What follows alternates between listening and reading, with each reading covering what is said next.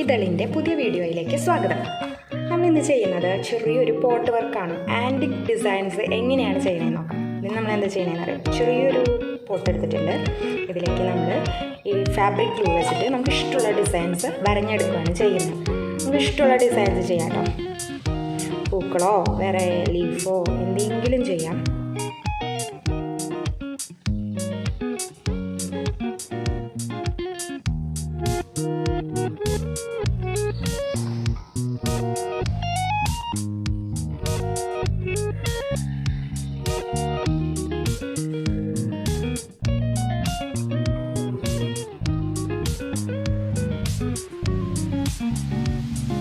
അതിനുശേഷം നമ്മളിത് ഉണങ്ങാൻ വെക്കുകയാണ് ചെയ്യുന്നത് കേട്ടോ. ഫുള്ള് ഡിസൈൻസ് വരച്ചതിന് ശേഷം നമുക്കിതിനെ ഉണങ്ങാനായിട്ട് വെക്കാം.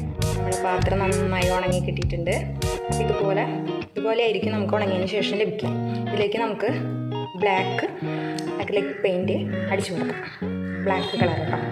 ബ്ലാക്ക് കളറ് നമുക്കിതിലേക്ക് അടിക്കാം.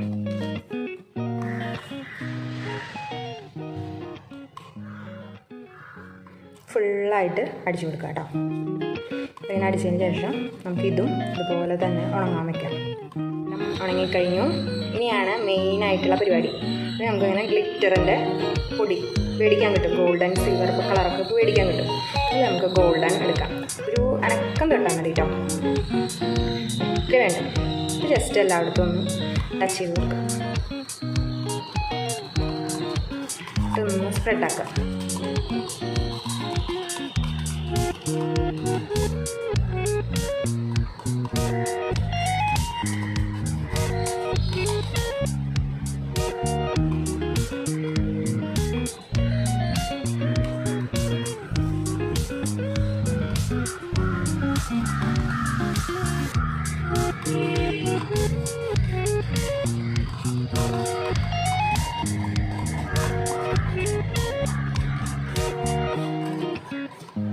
ഓക്കെ, അടിപൊളി പാത്രമായില്ലേ. ആൻറ്റിക് കളക്ഷൻ നമുക്കായാലും ചെയ്തെടുക്കാവുന്ന ഒരു സൂപ്പർ പാത്രമാണ്. ഇത് നമുക്കിങ്ങനെ ഡെക്കറേറ്റ് ചെയ്യുകയൊക്കെ ചെയ്യാം.